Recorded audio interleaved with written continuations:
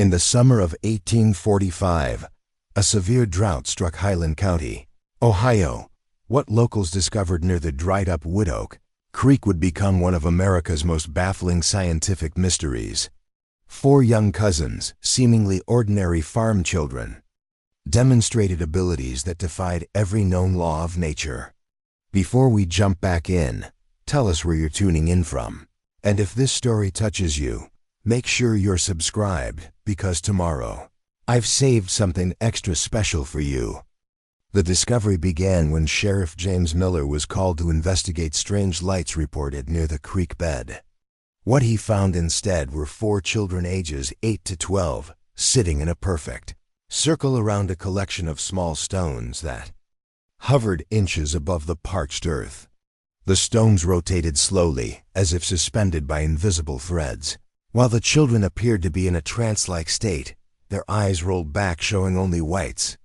Most disturbing were the journals found in their nearby schoolhouse, filled with detailed drawings of mechanical devices far beyond 19th century engineering capabilities, mathematical equations that puzzled even university professors, and maps of star systems that would not be discovered for another century.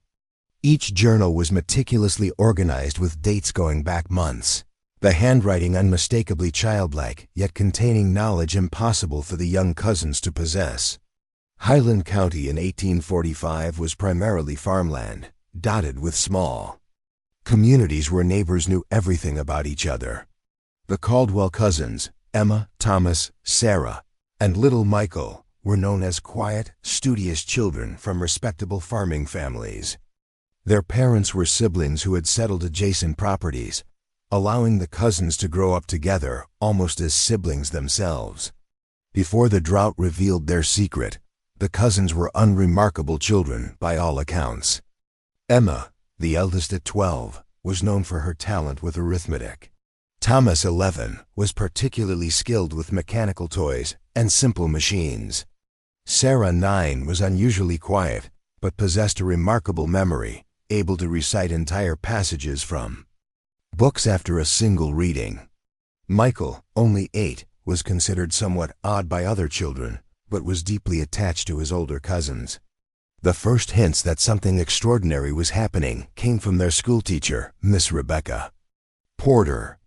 In early spring of 1845, she noticed dramatic changes in their academic performance.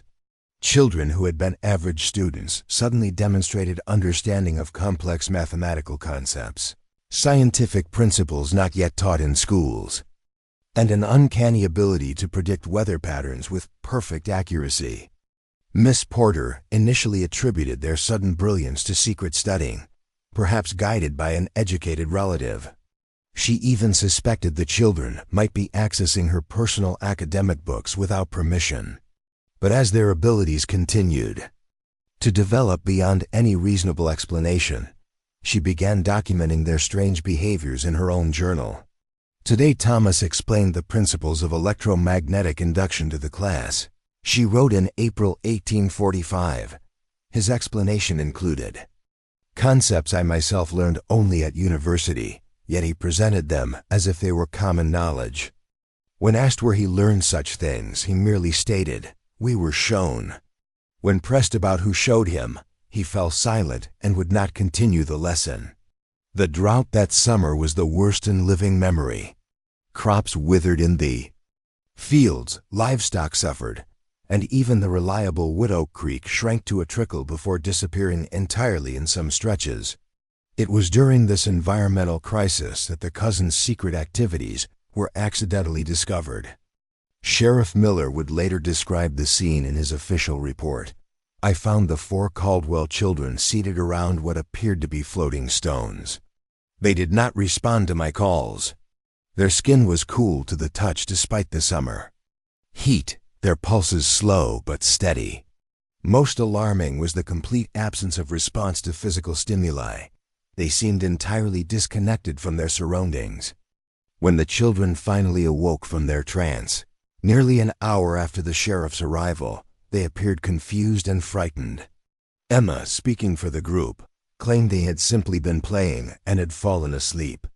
However, multiple Witnesses had already observed the levitating stones, which had fallen to the ground the moment the sheriff attempted to touch one of the children.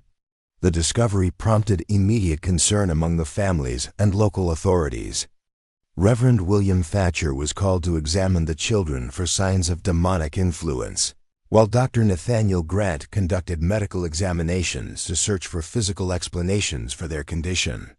Neither could provide satisfactory answers. Dr. Grant's medical report noted, "The children present no physical abnormalities that might explain their reported abilities. Their neurological responses are typical for children their age, though I note unusually developed musculature in their hands and forearms, suggesting activities requiring fine motor control performed over extended periods. Most notable is their synchronization. Their pulses, breathing, and even pupillary responses seem unnaturally coordinated when they are together." News of the strange children spread quickly through Highland County. Some families kept their own children away, fearing contagion of whatever afflicted the Caldwell cousins. Others, motivated by religious concerns, suggested the children might be possessed and advocated for intervention by church authorities. A small number of more scientifically minded residents became intensely curious about the children's abilities, seeing potential for important discoveries. Professor James Whitcomb, a natural philosopher from Cincinnati who happened to be visiting relatives in the area, was among the first academics to take a serious interest in the children. His initial skepticism quickly gave way to fascination.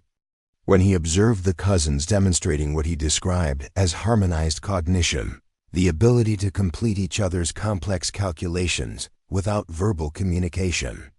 Preparing and narrating this story took us a lot of time, so if you are enjoying it, subscribe to our channel. It means a lot to us. Now back to the story. I presented them with a series of increasingly difficult mathematical problems, Whitcomb wrote in his field journal.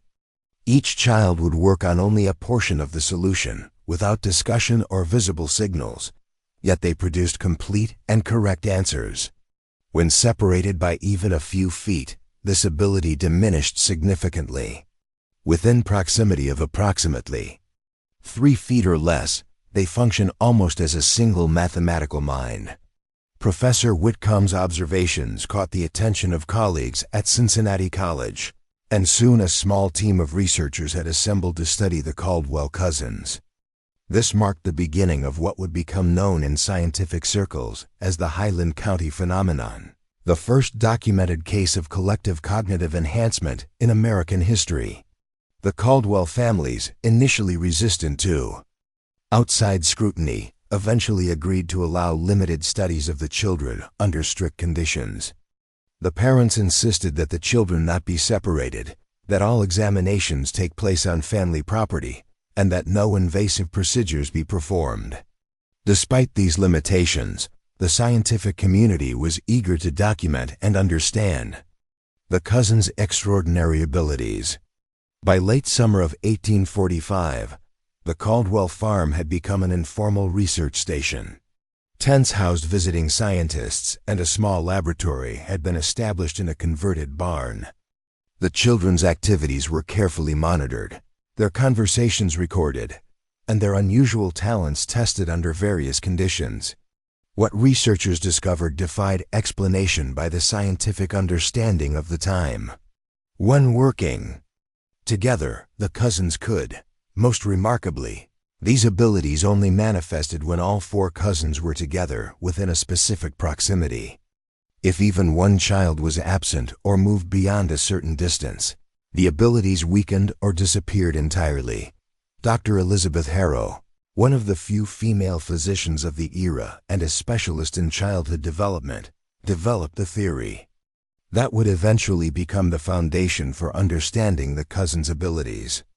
She proposed that the children functioned as a cognitive collective, a unified mind distributed across 4 bodies. These children represent something unprecedented in medical literature, Dr. Harrow wrote. They appear to have developed neural connections that transcend physical boundaries. Their brains function not as separate organs, but as components of a distributed system.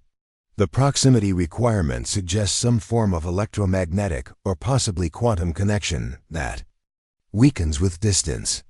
Her theories, radical for the time, were met with significant skepticism from the mainstream scientific community. Many of her male colleagues dismissed her work as feminine fancy, preferring explanations that ranged from elaborate hoaxes to religious phenomena. Nevertheless, Dr. Harrow's careful documentation would eventually prove invaluable to future researchers. The children themselves provided little explanation for their abilities. When questioned about how they performed their feats, they typically gave simple, often cryptic answers. "We just know. The answers come to us. We see it together." Most intriguingly, they occasionally referred to the visitors who showed them things in their dreams. This reference to visitors created particular concern among the religious members of the community. Reverend Thatcher, initially suspicious of demonic influence, spent considerable time with the children and eventually became one of their strongest advocates. In his journal, he wrote, "These children speak of their visitors with innocence and wonder. There is no darkness in their descriptions, no hint of malevolence or corruption. If they have indeed been touched by something beyond our world, I believe it to be divine rather than demonic in nature." As autumn approached, a new dimension of the cousins' abilities emerged. During a thunderstorm in September, witnesses reported seeing the children standing hand in hand in the farmyard, seemingly immune to the heavy rain. More incredibly, small lightning strikes appeared to be drawn to the ground around them, creating a circle of scorched earth while leaving. The children unharmed.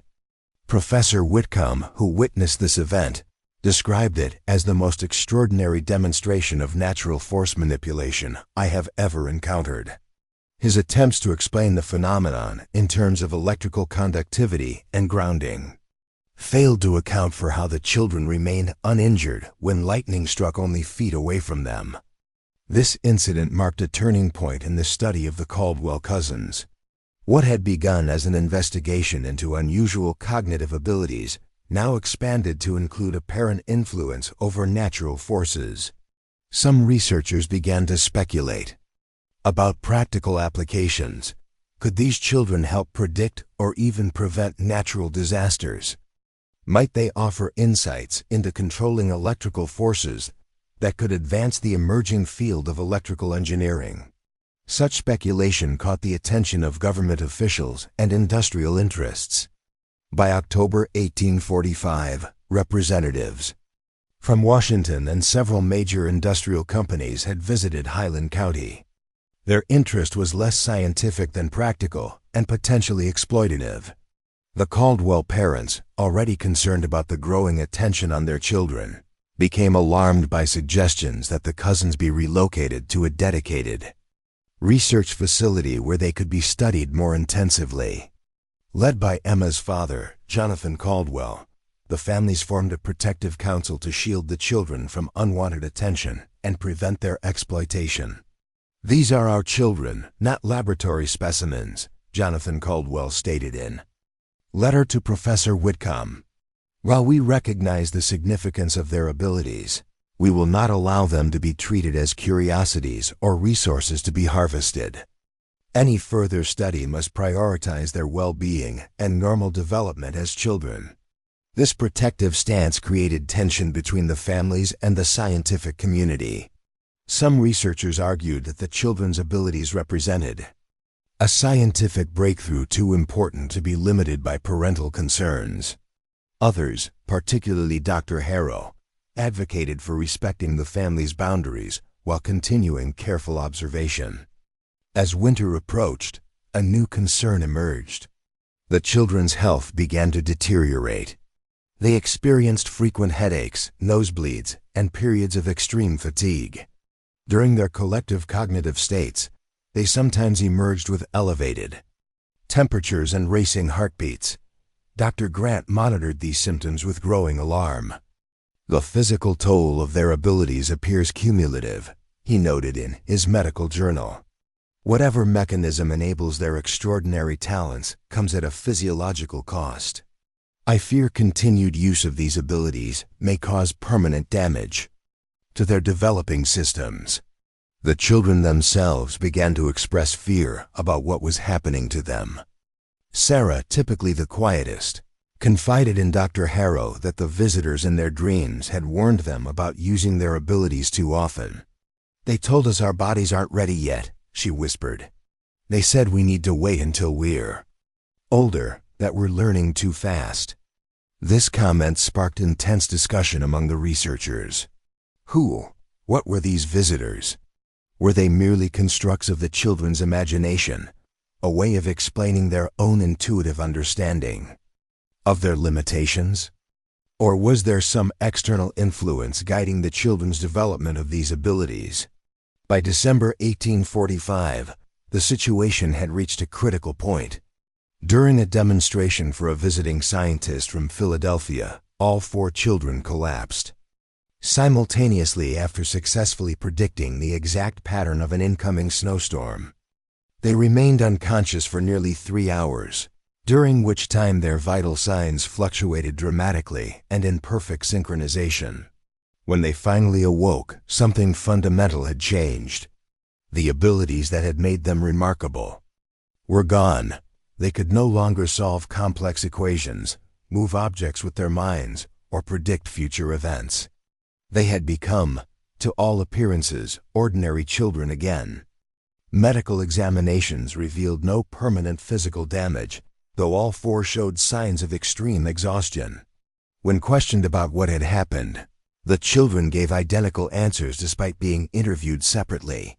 The visitors said, "It's time to rest. We're not ready yet."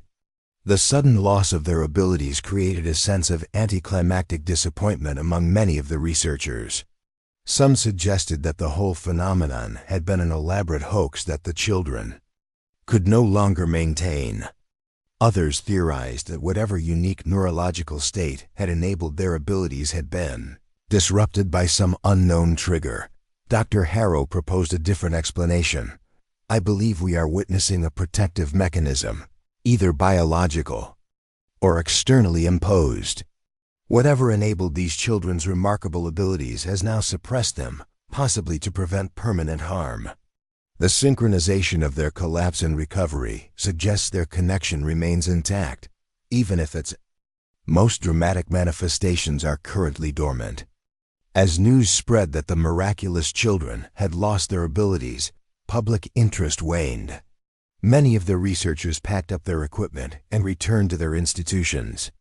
By early 1846, only a small core group remained, led by Dr. Harrow and Professor Whitcomb, who believed there was still much to learn from observing recovery and development. The Caldwell families, relieved by the reduced attention but concerned about their children's health, allowed this limited research to continue while focusing on returning to their normal farming lives. The children themselves seemed both relieved and saddened by the loss of their abilities. As Emma explained to Dr. Harrow, "It was like being able to see the whole sky at once, and now we can only look through a small window again." This might have been the end of the story, a brief, unexplained phenomenon that gradually faded from scientific and public consciousness. Indeed, for several months, the Caldwell cousins showed no signs of their former abilities. They returned to school, where they performed as average students, though teachers noted they seemed to retain some of the knowledge they had acquired during their extraordinary period. Then, in the spring of 1846, something unexpected happened. During another severe weather event, this time a tornado that threatened Highland County, witnesses reported seeing the 4 cousins standing together in a field, hands joined as the funnel cloud approached their farms. According to multiple accounts, the tornado appeared to split around the children's position, rejoining on the other side and continuing its path of destruction while leaving the Caldwell properties untouched. Professor Whitcomb, who had remained in the area specifically to monitor the children, documented the event, the atmospheric manipulation witnessed today, suggests their abilities were not lost but rather internalized or suppressed. Under conditions of extreme stress or danger, they appear capable of accessing these talents for protective purposes. This raises fascinating questions about the nature of their abilities. Are they latent, human capacities awakened in these children, or something entirely outside our understanding of human potential? This incident reignited scientific interest in the Caldwell cousins. Researchers who had dismissed the children returned to Highland County, eager to witness any further manifestations of their abilities. Government representatives reappeared as well, particularly military officials interested in the defensive applications of weather control. Jonathan Caldwell, seeing the renewed interest in his daughter and nephews, made a decisive move to protect them. In June 1846, the entire extended family disappeared from their farms overnight, leaving no forwarding address or explanation for their departure. Local rumors suggested they had relocated to the Western Territories, beyond the reach of scientific study or government interest. The mystery of what happened to the Caldwell cousins would persist for decades. Occasional reports surfaced of extraordinary weather events coinciding with the presence of 4 young people in frontier communities, but none could be verified. The scientific papers documenting their abilities remained in academic archives, occasionally referenced by researchers.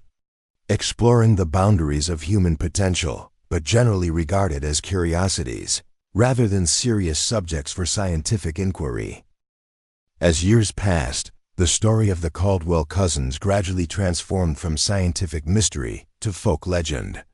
In the isolated communities of the American frontier, tales spread of 4 young people who could predict disasters, heal the sick, and protect towns from natural calamities.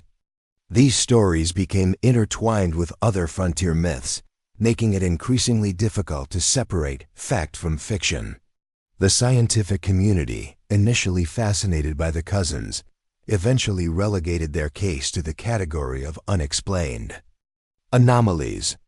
The prevailing scientific paradigms of the late 19th century had no framework for understanding cognitive collectives or psychokinetic abilities. Without the children themselves to study, interest inevitably waned as researchers turned to more accessible subjects. However, the detailed records kept by Dr. Harrow, Professor Whitcomb, and others preserved the core observations of the Highland County phenomenon. These documents would eventually be rediscovered by researchers in the mid-20th century, as new scientific paradigms emerged that could better accommodate the possibility of such extraordinary human potential. Now, before we continue with what eventually happened to the Caldwell cousins and how modern science has attempted to explain their remarkable abilities, I should make something clear. This channel delves into forgotten chapters of American history that mainstream education overlooks. The stories we tell here aren't for casual viewers seeking simple entertainment. We explore the boundaries between documented history and phenomena that challenge conventional understanding. If you're fascinated by historical mysteries that mainstream science has struggled to explain, this is the channel for you. Subscribe now to join our community of truth seekers who aren't afraid to question established narratives and explore the unexplained chapters of our shared past. To understand the full significance of the Caldwell cousins, we must look at the historical context of mid-19th century America. The 1840s represented a unique period when traditional religious beliefs collided with emerging scientific understanding. It was an era of rapid transformation across American society, particularly in frontier states like Ohio. Highland County in the 1840s was a community in transition. Originally settled by Revolutionary War veterans who had received land grants, the area had evolved from wilderness outposts to established agricultural communities. The population was primarily composed of farming families, many descended from Scots-Irish immigrants, who maintained strong Protestant religious traditions while embracing the practical innovation necessary for frontier life, education, and such. Communities balanced practical knowledge with moral instruction. The one-room schoolhouse where the Caldwell cousins received their education was typical of rural American schools of the period. Children of various ages learned together under the guidance of a single teacher who was expected to impart basic literacy, arithmetic, and proper moral character. Miss Rebecca Porter, the cousins' teacher, represented a new generation of educators. Unlike many school teachers who viewed their role as temporary until marriage, Miss Porter had dedicated herself to education as a lifelong calling. She had attended the newly established Normal School in Albany, New York, where she was exposed to progressive educational theories that emphasized understanding over mere memorization. The Caldwell children showed promise from the beginning. Miss Porter wrote in her personal journal in 1844, before their abilities manifested. Emma's facility with numbers, Thomas's mechanical curiosity, Sarah's remarkable memory, and even young Michael's unusual questions all suggested minds hungry for knowledge. What I could not have anticipated was how these individual talents would eventually converge into something unprecedented. The cousins' family background provided another important dimension to understanding their development. The Caldwell siblings, Jonathan, Mary, William, and Elizabeth, had themselves been raised in an environment that valued both practical knowledge and spiritual development. Their father, Samuel Caldwell, had been a surveyor with an amateur interest in astronomy, while their mother was known for her healing knowledge of medicinal plants. This combination of practical science and folk tradition created a household where questions were encouraged and mysteries were approached with both rational inquiry and openness to the unexplained. The four siblings carried this approach into their own families, creating homes where their children were encouraged to observe, question, and explore. Jonathan Caldwell, Emma's father and the eldest of the siblings, had inherited his father's mathematical abilities and interest in the natural world. A progressive farmer, he experimented with crop rotation and soil management techniques that were considered advanced for the time. His journals reveal a mind that sought patterns and explanations in everything from weather cycles to market fluctuations. "I believe understanding comes from careful observation over time," he wrote. "Nature speaks its own language of patterns. Those who listen carefully can learn to anticipate what comes next." This philosophy would later echo in his daughter's extraordinary predictive abilities. Mary Caldwell Harrison, Thomas's mother, brought artistic sensitivity to her branch of the family. Before marriage, she had studied briefly with a portrait painter in Cincinnati, developing an eye for detail and proportion that she passed to her son. Thomas's mechanical drawings would later show evidence of this inherited visual precision, with proportions and spatial relationships rendered with remarkable accuracy. William Caldwell, Sarah's father, was the most scholarly of the siblings. Despite limited formal education, he had assembled a substantial personal library and corresponded with educated men throughout Ohio. His daughter's phenomenal memory and linguistic abilities seemed to build upon his foundation of literary appreciation. Elizabeth Caldwell Wright, Michael's mother and the youngest sibling, was perhaps the most spiritually attuned of the four. Known in the community for her intuitive understanding of others' needs, she often seemed to know when neighbors were in distress before any message arrived. Michael's unusual sensitivity and his role as the emotional center of the cousins' collective abilities appeared connected to his mother's intuitive nature. The four families lived on adjacent properties, creating what was essentially a small clan community within the larger Highland County society. The cousins grew up more like siblings than extended family, spending days together working, playing, and learning. This constant proximity may have been crucial to the development of their collective abilities.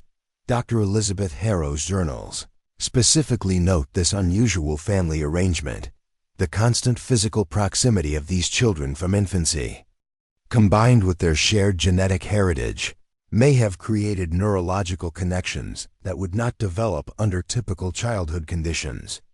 Their minds have essentially grown together, creating pathways between them that most human brains develop only internally.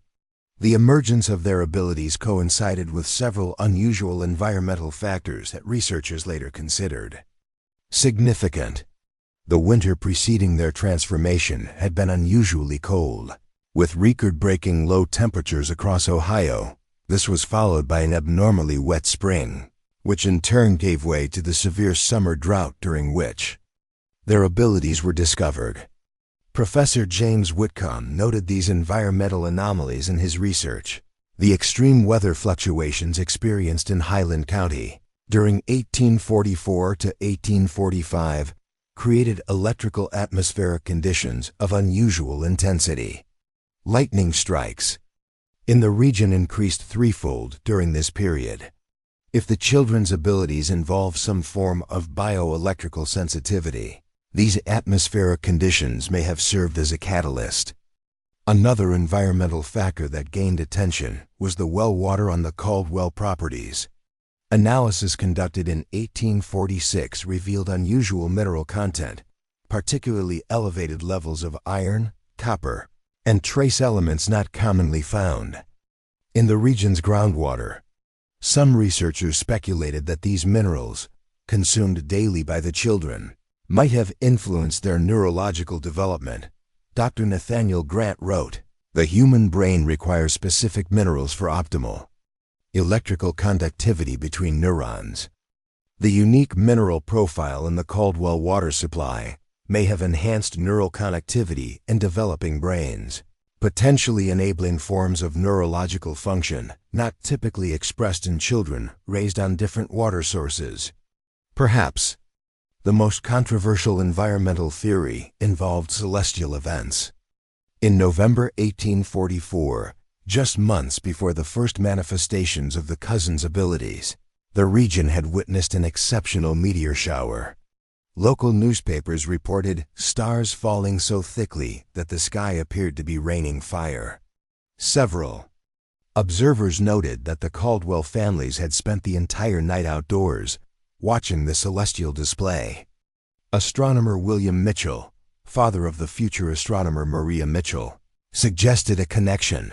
Meteor showers introduce cosmic materials into our atmosphere. While most burn up completely, microscopic particles do reach the Earth's surface. The children's extended exposure during the height of the shower may have introduced unusual elements into their developing systems. These environmental theories, while intriguing, fail to explain why only the four cousins developed extraordinary abilities when other children in Highland County experienced the same conditions. This suggested that some combination of genetic predisposition, environmental factors, and perhaps their unique family dynamic created the conditions for their transformation. The children themselves offered surprisingly consistent explanations for their abilities, though these were often dismissed by researchers as childish imagination. All four repeatedly referenced the visitors who came to them in shared dreams, beginning shortly after the meteor shower. Emma, being the eldest and most articulate, provided the most detailed descriptions. "They don't look like people exactly. They're tall and their skin shines like mother's silver teapot. Their eyes are very large and dark. They speak without moving their mouths, putting thoughts directly into our minds. They've shown us how things work, how lightning moves, how plants grow, how thoughts connect." When asked why these visitors had chosen them, the cousins gave answers that reflected their innocence. "Because we're family. Because we listen. Because we can understand together what we couldn't understand alone." Dr. Harrow was among the few researchers who took these descriptions seriously. While it would be easy to dismiss talk of visitors as childish fantasy, the consistency of their descriptions and the impossibility of explaining their knowledge through conventional means suggests we should at least consider the possibility of some external influence, whether supernatural, extraterrestrial, or some as yet unexplained natural phenomenon. The abilities demonstrated by the children fell into several distinct categories, each documented with scientific rigor by the researchers who studied them. Collective cognition was perhaps their most fundamental ability. When working together, the cousins could solve problems far beyond their individual capabilities or formal education. Mathematical calculations, engineering principles, even philosophical concepts seemed accessible to their collective mind in ways that defied conventional understanding of childhood development. Professor Whitcomb documented a particularly striking example. I presented the children with a problem involving calculating the orbital mechanics of Jupiter's moons, a complex mathematical challenge requiring knowledge of calculus and celestial mechanics. Without writing anything down, they entered their connected state, eyes half closed, breathing synchronized. After approximately 3 minutes, Emma began reciting the solution while Thomas drew the orbital paths. Sarah listed the mathematical constants needed, and Michael hummed a tune that, when later analyzed, contained the mathematical ratios in its intervals. The solution was not merely correct but elegant, using an approach I had never encountered. Predictive ability formed the second category of their talents. The cousins demonstrated uncanny accuracy in forecasting future events, particularly related to weather patterns and natural phenomena. Their predictions extended from hours to days in advance, with accuracy that diminished the further into the future they attempted to see. Dr. Grant recorded, "Their weather predictions achieve approximately 97% accuracy for events within 24 hours, 85% accuracy for 48-hour predictions, and 70% accuracy for 3-day forecasts. This far exceeds the capabilities of our most experienced meteorologists, who rely on barometric readings and historical patterns." The third category involved physical manifestations, the ability to influence their physical environment through apparent mental effort. This included the levitation of small objects, manipulation of electrical fields, and in extreme cases, influence over larger weather systems. These physical manifestations required the greatest effort and took the most significant physical toll on the children. After such displays, they typically experienced exhaustion, elevated temperatures, and occasionally nosebleeds or temporary loss of consciousness. Dr. Grant expressed particular concern about these manifestations. Whatever mechanism enables the children to influence physical objects clearly requires substantial biological energy. The physiological symptoms following these demonstrations suggest their bodies are channeling forces that exceed their developmental capacity to safely manage. The most controversial category involved what some researchers termed extended perception, the apparent ability to perceive events and information beyond normal sensory range. The cousins demonstrated knowledge of conversations occurring miles away, accurate descriptions of locations they had never visited, and in one documented case, precise details about a train derailment that had occurred 200 miles away, hours before news reached Highland County by telegraph. These abilities prompted the most skepticism from the scientific community, as they challenged fundamental assumptions about the limitations of human perception. Many researchers attributed these demonstrations to coincidence, prior knowledge, or outright deception. Professor Whitcomb addressed this skepticism directly. "I understand the reluctance to accept abilities that contradict our understanding of sensory limitations. However, having personally verified numerous instances of the cousins' extended perception under controlled conditions that eliminated conventional explanations, I am compelled to acknowledge that our current scientific framework may be insufficient to explain the full spectrum of human perceptual potential." As news of the children's abilities spread beyond scientific circles, public reaction divided along predictable lines. Religious communities interpreted the phenomenon according to their theological frameworks. Some saw divine blessing, special purpose in the children's gifts, while others worried about demonic influence or unholy powers. Reverend Thatcher found himself mediating between these perspectives. "I have observed these children at length and find in them no evidence of evil or corruption. Their gifts may be unusual, but they use them with innocence and good intention. If God has blessed them with special abilities, it is not our place to judge, but to help them use these gifts in accordance with His will. The industrial and political interests that converged on Highland County had more pragmatic concerns. Railroad companies were particularly interested in the children's predictive abilities, seeing potential for preventing accidents and optimizing schedules. Military representatives speculated about tactical applications, particularly after witnessing the cousins' influence over electrical fields and weather patterns. These commercial and governmental interests created ethical dilemmas for both the researchers and the Caldwell families. The financial offers for exclusive access to the children were substantial, enough to secure the family's financial future for generations. Yet the parents remained wary of exploitation and concerned about their children's welfare. Jonathan Caldwell expressed these concerns in a letter to Professor Whitcomb. These abilities, whatever their source or nature, have manifested in children who remain children in every other respect.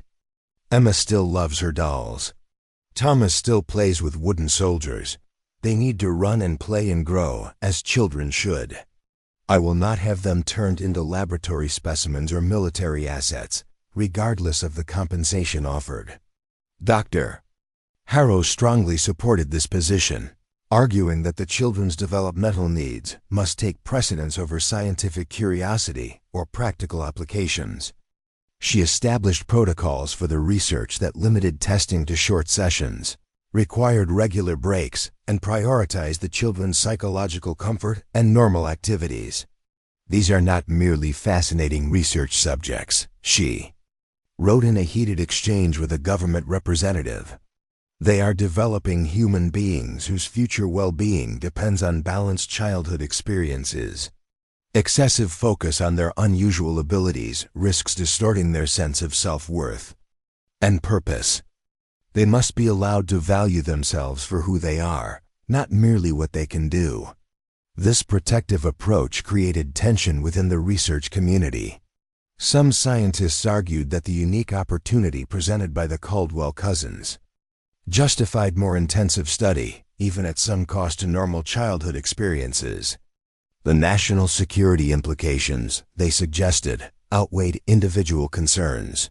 Professor Whitcomb found himself caught between these competing interests. As a scientist, he recognized the unprecedented research opportunity. As a human being who had come to care for the children, he worried about their exploitation.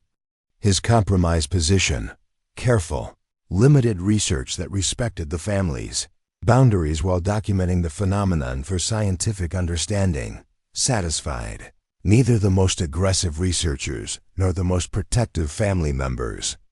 By late autumn of 1845, the physical toll of the cousins' abilities had become increasingly apparent. All 4 children showed symptoms of chronic fatigue. Their academic performance, initially enhanced by their unusual abilities, began to suffer as they struggled to maintain normal energy levels. Most concerning were the episodes of sudden unconsciousness that occurred with increasing frequency after demonstrations of their abilities. Dr. Grant's Medical Journal, from November 1845 notes, the children's physical condition continues to deteriorate.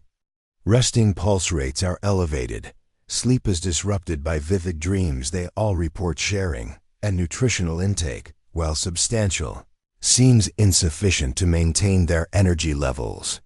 Whatever mechanism enables their extraordinary abilities appears to consume biological resources at an unsustainable rate.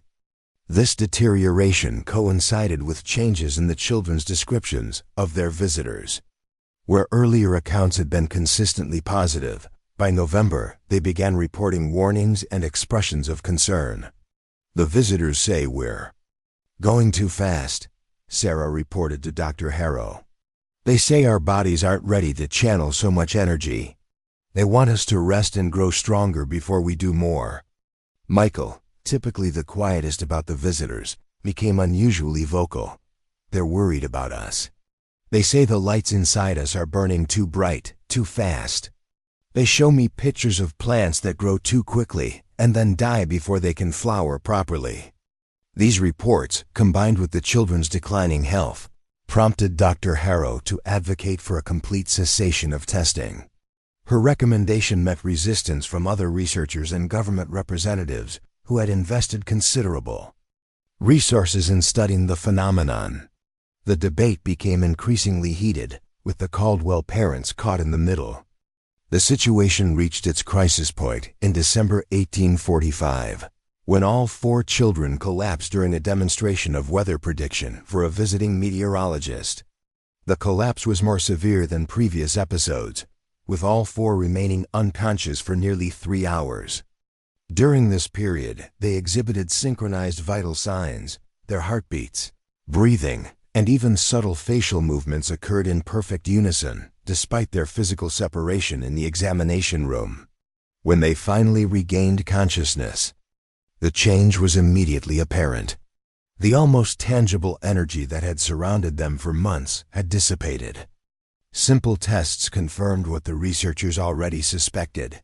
Their extraordinary abilities had vanished as suddenly as they had appeared. "It's quiet now," Emma explained when Dr. Harrow gently questioned her. "Before, it was like hearing music all the time, even when we weren't trying to listen. Now there's just silence in the places where the knowledge used to be." Thomas described the change differently. "It feels like we were reading from a big book that someone has closed. We remember some of the pages, but we can't turn to new ones anymore." Medical examination showed no permanent physical damage, though all 4 children exhibited extreme fatigue.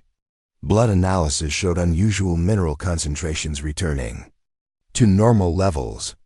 Electrical sensitivity tests, which had previously shown extraordinary responses, now indicated typical results for children their age. Most researchers interpreted this development as the end of the Highland County phenomenon. Scientific interest waned rapidly, and by February 1846, most of the research team had departed. Only Dr. Harrow and Professor Whitcomb remained, convinced that there was still much to learn from observing the children's recovery and development. The cessation of abilities does not diminish the scientific significance of what we witnessed, Professor Whitcomb wrote to colleagues who had abandoned the research. "We have documented human potential far beyond conventional understanding.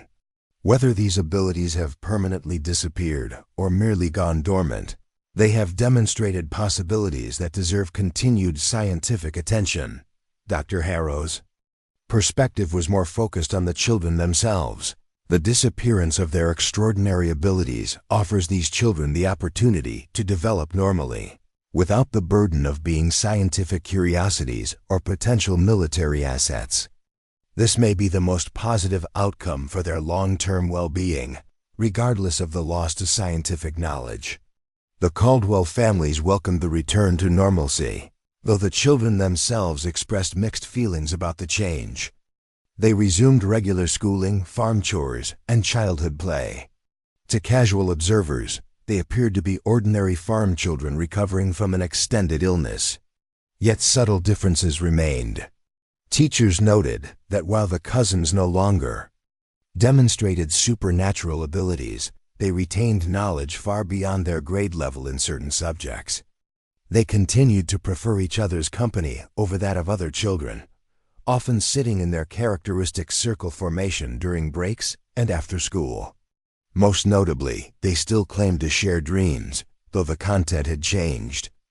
Instead of receiving knowledge and instruction from their visitors, they now reported dreams of distant places and future events, shared experiences that they described as memories of things that haven't happened yet. Dr. Harrow documented these dream reports, noting patterns and searching for verification of any predictive elements. While lacking the precision of their former abilities, some of these dreams contained symbolic representations of events that later occurred: a flood in the spring of 1846, a political change in the state government, the arrival of new settlers in Highland County. Up next, you've got 2 more standout stories right on your screen. If this one hit the mark, you won't want to pass these up. Just click and check them out.